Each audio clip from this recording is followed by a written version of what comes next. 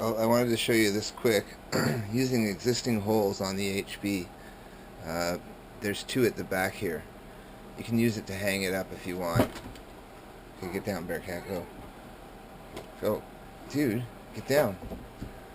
You can hang it on this hole here if you want with a hook, and you still have the one on the bottom to hang it from if you want. And that's the way I store my quads. I hang them from this hole. But I added this extension cable here to my transmitter, which is waterproofed. But the actual circuit board itself here and the actual connection for your antenna is weak. It's not a very strong connection. Even inside the box, if it's tightened against the enclosure, it's fine. But if you take your enclosure off to save weight like I have, then you're going to have a weak point here because this is going to want to shift, as will the button as well. But to relieve that tension, I wanted to add this coaxial here, which a lot of people make antennas out of, extension with an elbow on it at the back here. And now the elbow goes up through and is tightened down to the frame. It's a perfect fit, this back hole. So that's the hole in the bottom, the adjacent hole, but it's a perfect fit for the actual SMA, and then you can put the nut down and tighten it. Now the damage will be done at this point of the whole antenna array, instead of taking the load onto the VTX, which would be terrible. So we've got that on foam and it's mounted to the side there. Now, and we can change channels and that kind of thing.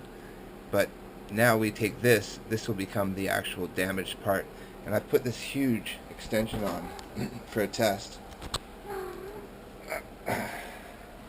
For a test to see if we can get GPS lock and at the same time have an excellent transmission of video far away from all of the electronics in the actual Hoverbot. And I think this is going to work really well. I also wanted to mention I airbrushed the props black, and they're gray on the underside still. And I put the yellow stripes on just to make people aware that they could be spinning.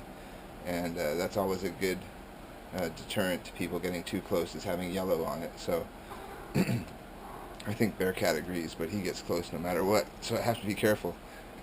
So anyways, what we're going to do is we're going to test different antennas on the top here, and we'll be able to bend this cable whichever way we want away from the props. Now we have maximum clearance because we're using the existing hole in the frame, and our antenna is mounted far beyond. This is our gimbal plate that we've been using, and it's pretty much jello free, I think. The last few clips in the wind with the damaged propeller, which is now painted, were quite acceptable as far as I'm concerned for getting nice video of anything scenic. And with the actual gimbal that we're going to put on top here, we'll get even better video once we get it in between these two propellers here, and there is enough room and mounting holes there for that.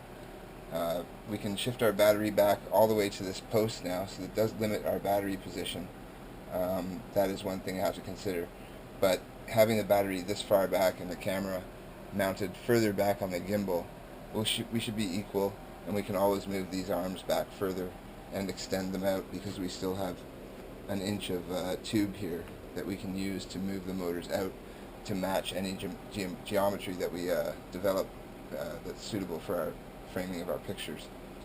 So there you go, that's a late night update, and this might not work out, but then I can just take this off and this elbow off and put a straight antenna, clover leaf, or whichever I want right off this mounted SMA male fitting there.